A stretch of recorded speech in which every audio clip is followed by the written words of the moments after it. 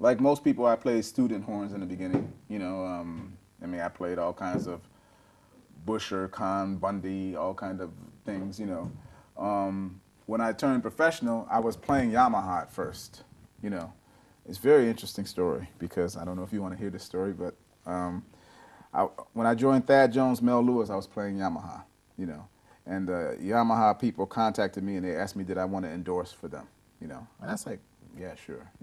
I didn't know any difference. So I was, but I had purchased my Yamaha horn, my original one, and they gave me a horn or whatever.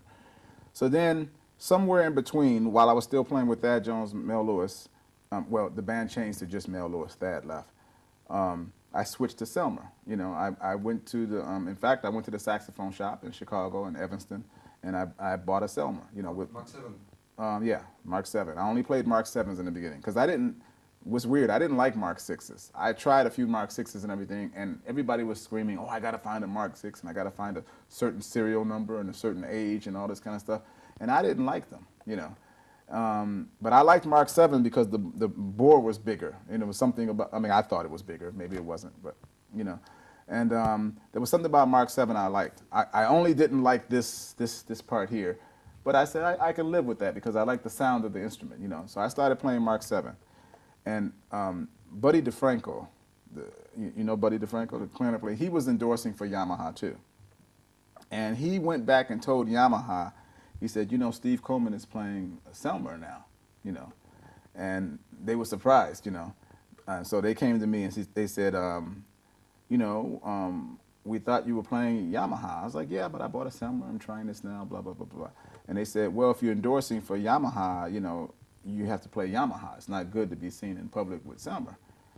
And I said, I bought this Selmer with my own money. You guys didn't. It's like, you guys didn't buy it. You can't tell me what to play and stuff like that, And so they were like, well, if you're going to play Selmer, then we're going to not have you endorse Yamaha. I was like, c'est la vie, I was like, I was like, all right, fine, And so they cut me, I mean, they were like angry, something like this. And I said, but this is a musical choice. It's not a, And what I liked about, this leads to your question, what I liked about Selmer most was the metal, I mean, the way it vibrated, I mean, I felt like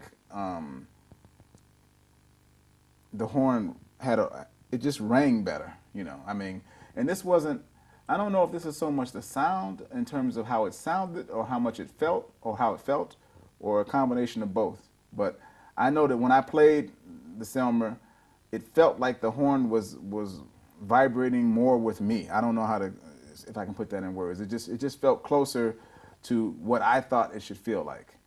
I didn't have much experience, but just what I thought it should feel like. It just felt better, and it made me feel better. And as a result, I felt like I played better, because if you, like I said, if you feel more comfortable and everything and more relaxed, then to me the music is better, And so I started playing the Selmer exclusively. I still, I mean, I still have my Yamaha soprano, but I didn't. I mean, when I compared the two things with the, the way that it felt like it rang, the actual metal. I felt like I liked the Selmer was better constructed, in terms of I didn't know anything about the alloy and how it was mixed or whatever, it's probably some secret formula, but I thought that it was whatever it was a better formula and it rang better, Now I was never the type of person that put everything on the horn. I'm not like there's friends of mine like John Purcell and different guys who are fanatics about the saxophone. I mean, really fanatics about every little thing. I'm not that kind of person, because I've heard Charlie Parker and them play different horns, and they sound just great, But I was just looking at what was comfortable for me, And so from that time, for a long time, I played the 7, for a really long time, probably close to the time I met you. I mean, And I was one of the few guys that played 7, and even a few other guys switched to 7 because they saw me playing it. I mean, there was Greg Osby and a couple other guys. They said, "Oh, you're playing a 7, huh?" And they kept looking and kept looking, and then next thing I knew, they would have one. I was like, and so sometimes people think that if you're playing something, you're getting that sound. That's the reason why. I mean, I don't believe that, but some people believe that. They want to play the same thing that their favorite saxophone player play or something like that. Because everywhere you go, you have saxophone students asking you what reed you use, what horn, what mouthpiece, why, blah, everywhere. Everywhere you go, you have this. But for me, it was the way the metal rang, and the mechanism seemed. I mean, the mechanism seemed pretty good. You know, like I said, on the Mark VII, it wasn't the best around in this area, but I could deal with it. One of the reasons I play these horns today is because I think the mechanism is better. You know, now people say that the reference is close to the 6.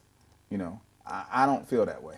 You know, I mean, I actually like it better than the 6. You know, this is my personal opinion. But some people like different things. You know. And I've already explained to you that I switch between the series 3 and the reference. You know, I switch back and forth. You know, because they inspire me in different ways. You know, I like both horns, but they're different. I don't know how to put it in words, but they're very different, and they make me reach for different things.